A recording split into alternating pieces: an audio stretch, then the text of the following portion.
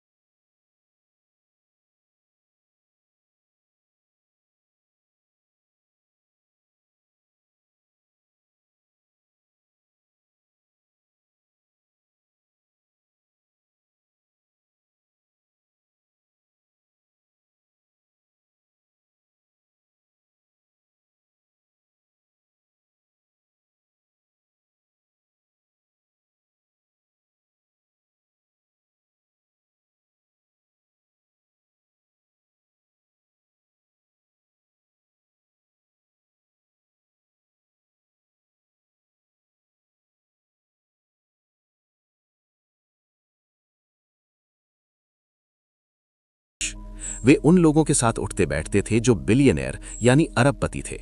उन्हें लगा कि 800 करोड़ कम है। 2008 के फाइनेंशियल क्राइसिस के दौरान उन्होंने एक बहुत बड़ी गलती की। उन्होंने गोल्डमैन सैक्स के बोर्ड मेंबर होने के नाते एक इनसाइडर टिप अपने दोस्त राज राजारत्नम को दे दी। सिर्फ कुछ और करोड़ों के लिए उन्होंने अपनी वो इज्जत, आजादी और करियर दांव पर लगा दिया जिसे बनाने में उन्हें 40 साल लगे थे। उन्हें जेल हुई और पूरी दुनिया में उनकी बदनामी हुई। लेखक समझाते हैं कि हम इंसान कभी खुश क्यों नहीं होते, क्योंकि जैसे ही हमारी कमाई बढ़ती है हमारी उम्मीदें भी बढ़ जाती हैं। इसे मूविंग द गोल पोस्ट्स कहते हैं। जब आप साइकिल पर होते हैं तो आपको लगता है कि बाइक मिल जाए तो काफी है। बाइक मिलते ही आपका गोल पोस्ट कार पर चला जाता है। कार मिलते ही आपका ध्यान मर्सिडीज पर चला जाता है। अगर आपकी उम्मीदें आपकी कमाई के साथ साथ बढ़ती रहेंगी तो आप हमेशा खुद को पीछे ही महसूस करेंगे। इस रेस का कोई अंत नहीं है, क्योंकि हमेशा कोई न कोई ऐसा होगा जिसके पास आपसे ज्यादा होगा। सोशल कंपैरिजन यानी दूसरों से अपनी तुलना करना ही सबसे बड़ा कारण है कि लोग इनफ को नहीं समझ पाते। एक औसत बेसबॉल खिलाड़ी साल का $5 लाख कमाता है। वो बहुत अमीर है। लेकिन अगर वो अपनी तुलना माइक ट्राउट से करे जो $430 मिलियन कमाते हैं तो उसे लगेगा कि वो गरीब है। और अगर माइक ट्राउट अपनी दौलत की तुलना एलॉन मस्क से करने लगे तो उसे भी अपनी दौलत कम लगेगी। संतुष्ट होने का एकमात्र तरीका यह है कि आप इस खेल को खेलना ही बंद कर दें। ये स्वीकार कर लें कि आपके पास जो है वो आपकी जरूरतों के लिए पर्याप्त है। सबसे कठिन वित्तीय स्किल है लक्ष्य को स्थिर रखना। जब आप पैसा कमाना शुरू करें तो अपनी उम्मीदों को लगाम दें। खुशी आपकी कमाई में नहीं, बल्कि कमाई और उम्मीदों के बीच के अंतर में है। प्रतिष्ठा और आजादी अनमोल है। चाहे मुनाफा कितना भी बड़ा क्यों ना हो, अपनी इज्जत और अपनी शांति को कभी दांव पर ना लगाएं। पर्याप्त का मतलब कम नहीं है। इनफ का मतलब ये नहीं कि आप और पैसा ना कमाएं। इसका मतलब सिर्फ इतना है कि आप पैसे के पीछे अंधे होकर वो चीजें ना खो दें जो पैसे से नहीं खरीदी जा सकती। चैप्टर 4 कंफाउंडिंग, चकरा देने वाली कंपाउंडिंग। दुनिया में बहुत से अमीर निवेशक हुए हैं, लेकिन हम वॉरेन बफेट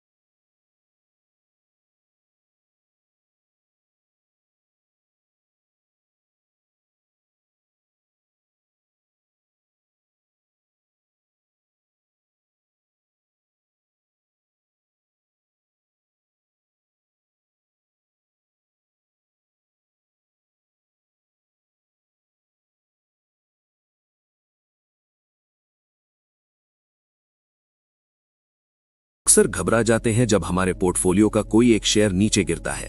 हमें लगता है कि हम एक बुरे निवेशक हैं, लेकिन हाउसेल कहते हैं कि ग्रेट इन्वेस्टर वो नहीं है जो कभी गलती नहीं करता, बल्कि वो है जो अपनी गलतियों को छोटा रखता है और अपनी जीत को बड़ा होने देता है। इसे वेंचर कैपिटल मॉडल कहते हैं। वे जिस स्टार्टअप में पैसा लगाते हैं उन्हें पता है कि 8 फेल होंगे। अगर एक भी अगला गूगल बन गया तो वो उन 8 की भरपाई ही नहीं करेगा, बल्कि उन्हें अरबपति बना देगा। गलत होना सामान्य है। ये मायने नहीं रखता कि आप कितनी बार सही या गलत हैं। मायने ये रखता है कि जब आप सही होते हैं तो आप कितना कमाते हैं, और जब आप गलत होते हैं तो आप कितना खोते हैं। बीच के शोर को नजरअंदाज करें। आपका पोर्टफोलियो बहुत सारे कचरा शेयरों से भरा हो सकता है, लेकिन अगर आपके पास 1-2 अमेज़न या निविडिया जैसे स्टॉक्स हैं तो आप जीत जाएंगे। धैर्य ही टेल इवेंट तक पहुंचाता है।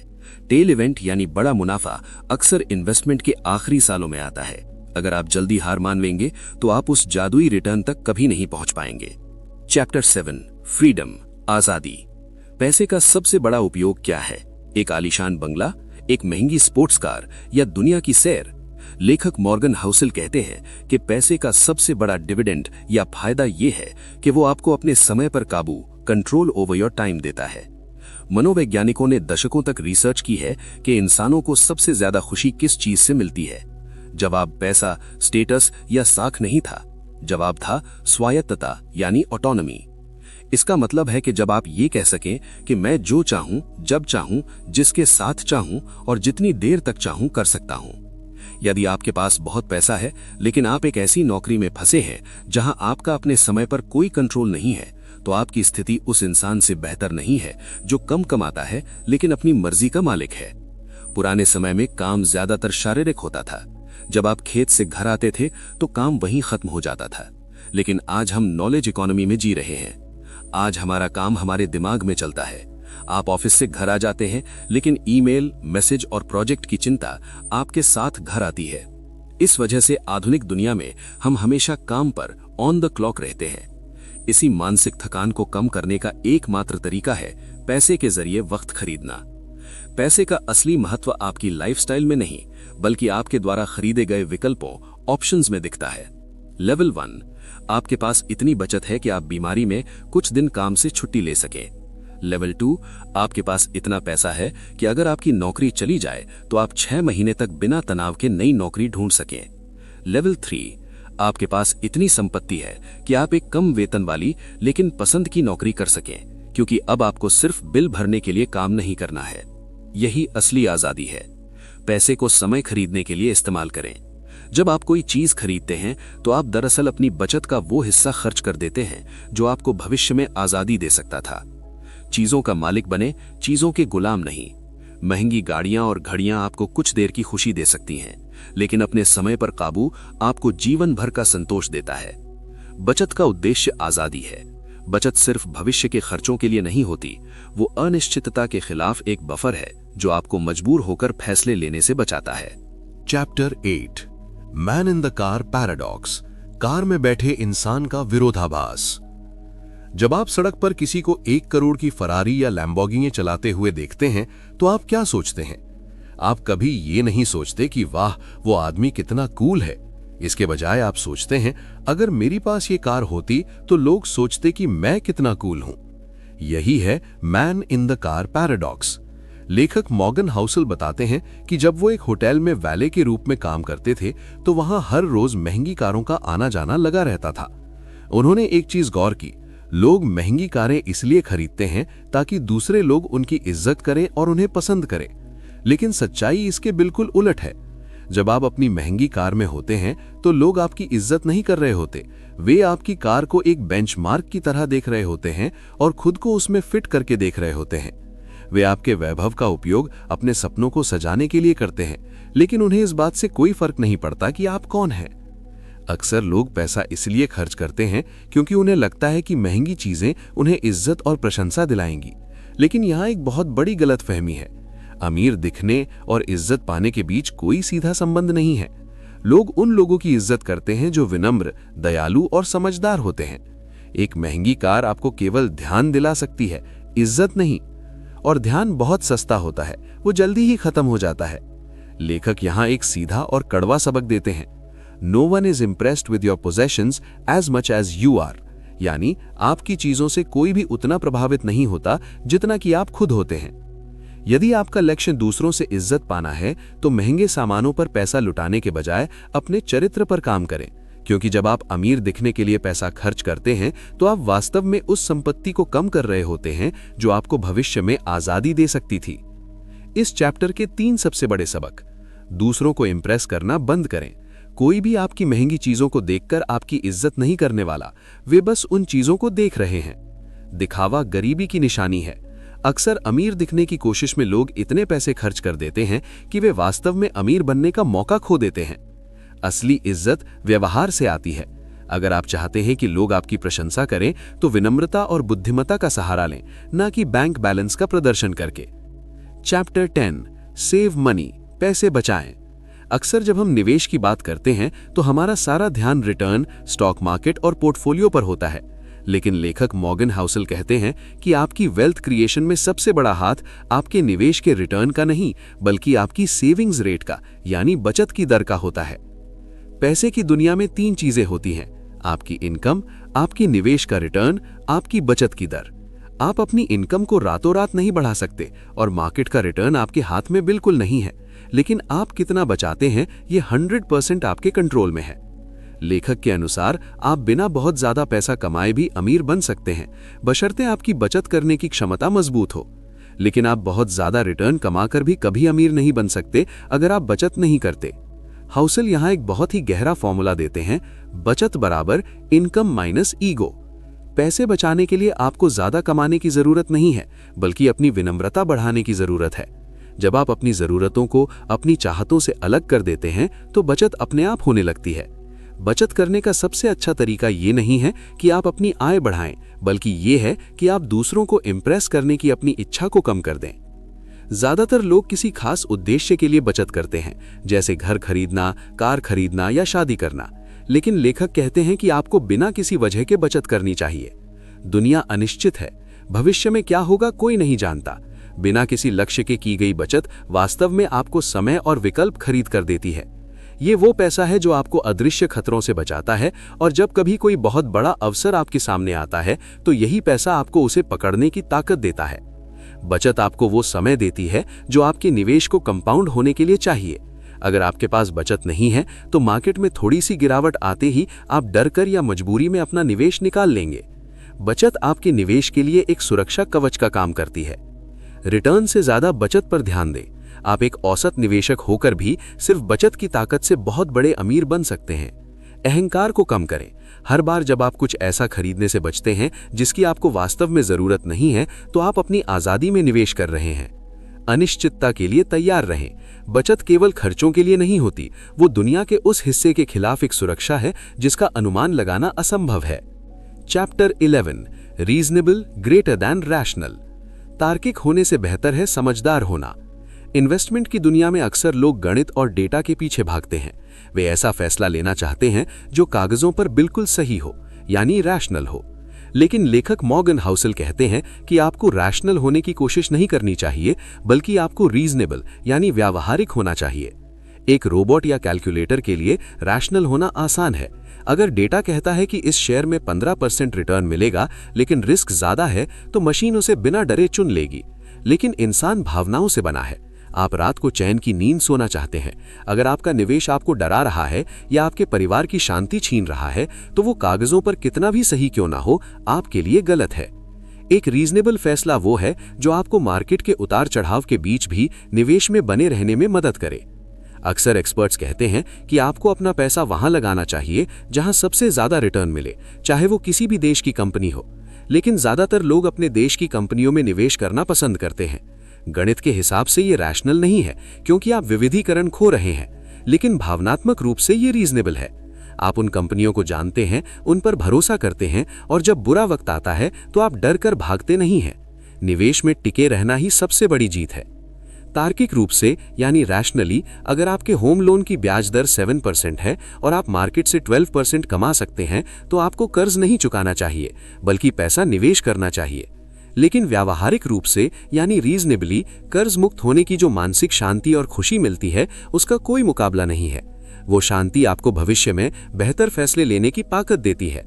इसलिए कर्ज चुकाना रीजनेबल है, भले ही वो गणित के हिसाब से सबसे फायदेमंद ना हो। लेखक यहाँ एक सरल और पैमाना देते हैं, द स्लीप टेस्ट। क्या आपका निवेश आपको रात को सुकून की नींद सोने देता है? अगर हाँ, तो आप रीजनेबल हैं। अगर आप रात भर पोर्टफोलियो चेक करते रहते हैं तो आप शायद बहुत रैशनल बनने की कोशिश कर रहे हैं, जो अंत में आपको नुकसान पहुंचाएगा। इस चैप्टर के 3 मुख्य पॉइंट्स। भावनाओं को स्वीकार करें। निवेश केवल संख्याओं का खेल नहीं है, ये मनोविज्ञान का खेल है। अपनी भावनाओं को दबाने के बजाय उन्हें अपनी रणनीति का हिस्सा बनाएं। टिके रहना ही सब कुछ है। एक ऐसी रणनीति जो 10% रिटर्न दे लेकिन आप उसे 20 साल तक निभा सकें, उस रणनीति से बेहतर है जो 20% रिटर्न दे लेकिन आप डर के मारे उसे 2 साल में छोड़ दें। ठंडे दिमाग से फैसला लें। रीजनेबल लोग जानते हैं कि वे इंसान हैं और वे गलतियां करेंगे, इसलिए वे अपनी योजना में लचीलापन रखते हैं। चैप्टर 12, सरप्राइज, आश्चर्य। इन्वेस्टिंग की दुनिया में एक बहुत बड़ी गलतफहमी है। लोग सोचते हैं कि इतिहास यानी हिस्ट्री भविष्य का नक्शा है। वे पुराने डेटा को देखते हैं और सोचते हैं कि कल भी वैसा ही होगा। लेकिन लेखक मॉर्गन हाउसेल कहते हैं, इतिहास उन घटनाओं का अध्ययन है जिनका अनुमान किसी ने नहीं लगाया था। आमतौर पर एक सिविल इंजीनियर या डॉक्टर के लिए इतिहास पढ़ना काम आता है, क्योंकि पुल बनाने के नियम या मानव शरीर की संरचना नहीं बदलती। लेकिन पैसे की दुनिया अलग है। यहां नियम इंसानी भावनाओं और परिस्थितियों से बदलते रहते हैं। अगर आप केवल पिछले 50 सालों का डेटा देखकर निवेश कर रहे हैं तो आप उन अकल्पनीय घटनाओं के लिए तैयार नहीं हैं जो पहले कभी नहीं हुई। 11 सितंबर का हमला, 2008 की मंदी या कोविड-19 महामारी, ये वो घटनाएं थीं जिनका किसी भी ऐतिहासिक डेटा में कोई जिक्र नहीं था। इन्हें लेखक ब्लैक स्वॉन इवेंट्स कहते हैं। पैसे का इतिहास ये नहीं बताता कि आगे क्या होगा, बल्कि ये बताता है कि इंसान दबाव में कैसा व्यवहार करता है। उदाहरण के लिए 1970 के दशक से पहले 401k या इंडेक्स फंड्स जैसी चीजें मौजूद नहीं थीं। आज का निवेश परिदृश्य बिल्कुल नया है। इसलिए पुराने जमाने में ऐसा होता था वाली सोच आज के दौर में बहुत खतरनाक साबित हो सकती है। जब कुछ ऐसा होता है जो पहले कभी नहीं हुआ तो लोग उसे दुर्घटना कहते हैं, लेकिन सच्चाई ये है कि दुनिया ऐसी ही अनहोनी घटनाओं से चलती है। हाउसेल एक बहुत ही गहरी बात कहते हैं, the most important part of every plan is planning on your plan not going according to plan. हर योजना का सबसे महत्वपूर्ण हिस्सा यह है कि आप अपनी योजना के अनुसार काम न होने की योजना बनाएं। अतीत को भविष्य का पैमाना न मानें। इतिहास आपको ये सिखा सकता है कि लोग डर और लालच में कैसी रिएक्ट करते हैं, लेकिन वो ये नहीं बता सकता कि अगला बड़ा संकट क्या होगा। सुरक्षा का मार्जिन रखें। चूंकि भविष्य अनिश्चित है और वो हमें सरप्राइज देगा, इसलिए हमेशा अपनी कैलकुलेशन में थोड़ी जगह छोड़ें। अगर आपको लगता है कि मार्केट 10% रिटर्न देगा तो अपनी योजना 7% के हिसाब से बनाएं। लचीले बने। अपनी मान्यताओं के लेकर जिद्दी न रहें। दुनिया बदल रही है और जो रणनीति 20 साल पहले काम करती थी, जरूरी नहीं कि वो आज भी काम करे। चैप्टर 13, रूम फॉर एरर, गलती की गुंजाइश। दुनिया का सबसे सफल जुआरी वो नहीं है जो हर चाल सही चलता है, बल्कि वो है जिसके पास गलत होने के बावजूद खेल में बने रहने के लिए पर्याप्त चिप्स बचे हों। लेखक मॉर्गन हाउसेल इसे मार्जिन ऑफ सेफ्टी कहते हैं। लेखक कहते हैं कि योजना बनाने का सबसे महत्वपूर्ण हिस्सा वो योजना है जब आपकी योजना ही काम न करे। ज्यादातर लोग निवेश करते समय एक बेस्ट केस सिनेरियो सोचते हैं। वे सोचते हैं कि अगर मुझे साल का 12% रिटर्न मिले तो मैं 20 साल में करोड़पति बन जाऊंगा। लेकिन वे ये नहीं सोचते कि अगर मार्केट 5 साल तक रिटर्न ही न दे या अगर कोई मेडिकल इमरजेंसी आ जाए तो क्या होगा। यही वो जगह है जहां रूम फॉर एरर काम आता है। ये आपको उन चीजों से बचाता है जिनका अनुमान लगाना असंभव है। कंपाउंडिंग का जादू तभी चलता है जब उसे सालों का समय मिले, और सालों तक टिके रहने के लिए आपका सर्वाइवल जरूरी है। अगर आप अपनी पूरी क्षमता का इस्तेमाल करके निवेश करते हैं तो मार्केट में एक छोटी सी गिरावट भी आपको खत्म कर सकती है।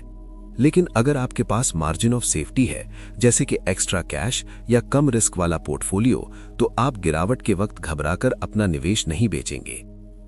इंसानी दिमाग को निश्चितता पसंद है, लेकिन दुनिया संभावनाओं पर चलती है। अगर आप एक ऐसा दाव लगाते हैं जहां जीतने पर $100 मिलेंगे लेकिन हारने पर आप सड़क पर आ जाएंगे, तो वो निवेश नहीं, पागलपन है। भले ही आपके जीतने की संभावना 95% क्यों ना हो, वो 5% का रिस्क आपकी पूरी जिंदगी तबाह करने के लिए काफी है। सबक: ऐसी किसी भी चीज में दाव न लगाएं जहां विफलता का मतलब अंत हो। अपनी जरूरतों को कम आंकें। अगर आपको लगता है कि घर चलाने के लिए 50,000 रुपए चाहिए, तो अपनी प्लानिंग 70,000 रुपए के हिसाब से करें। ये 20,000 रुपए का अंतर ही आपका रूम फॉर एरर है। कैश की अहमियत: कैश राजा है, इसलिए नहीं कि कैश रिटर्न देता है, बल्कि इसलिए क्योंकि वो आपको बुरे वक्त में अपने अच्छे निवेशों को बेचने से रोकता है। ये आपको विकल्प और समय देता है। चेक्स एंड बैलेंसेस: भविष्य के बारे में आशावादी रहें कि चीजें ठीक होंगी, लेकिन अपनी तैयारी ऐसी रखें कि अगर चीजें गलत हुई तो भी आप सुरक्षित रहें। चैप्टर 14 यूल चेंज, आप बदल जाएंगे। कल्पना कीजिए कि आपने 18 साल की उम्र में फैसला किया कि आप डॉक्टर बनेंगे क्योंकि आपको सेवा करना पसंद है।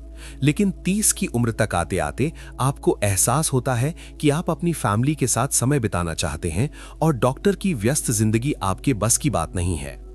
लेखक मॉर्गन हाउसल कहते हैं कि निवेश की दुनिया में हमारी सबसे बड़ी चुनौती ये नहीं है कि मार्केट बदल जाता है, बल्कि ये है कि हम खुद बदल जाते हैं। मनोवैज्ञानिकों का कहना है कि हम इंसान एक अजीब भ्रम में जीते हैं।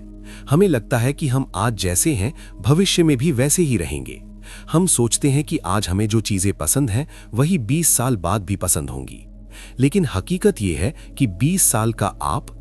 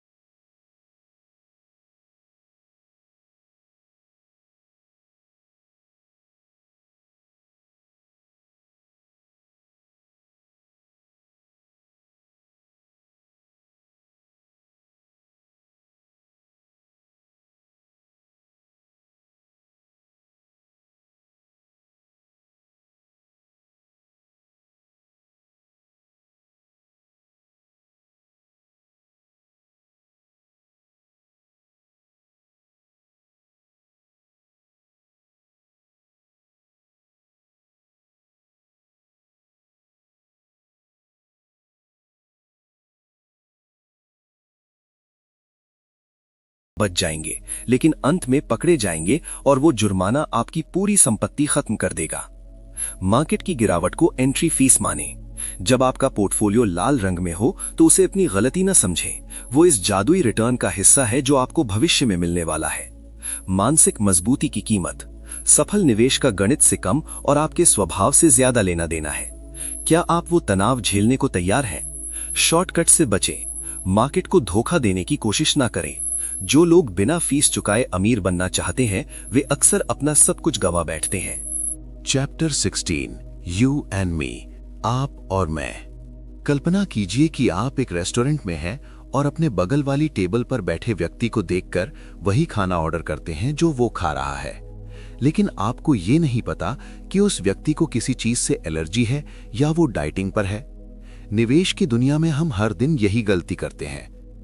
लेखक मॉर्गन हाउसेल कहते हैं कि निवेश में सबसे बड़ी गलती ये है कि हम उन लोगों से वित्तीय संकेत यानी फाइनेंशियल क्यूज लेते हैं जो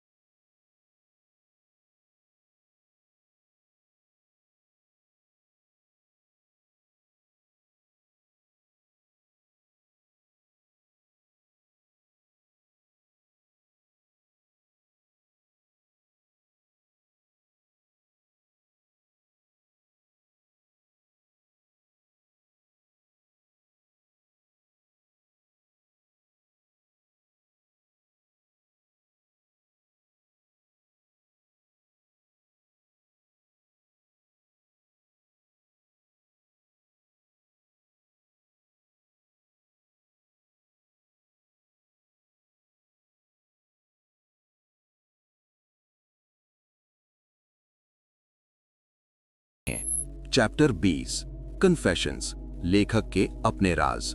अभी तक लेखक ने हमें बताया कि हमें क्या करना चाहिए, लेकिन इस आखिरी चैप्टर में मॉर्गन हाउसन अपना पर्दा हटाते हैं और बताते हैं कि वे खुद अपने पैसे के साथ क्या करते हैं।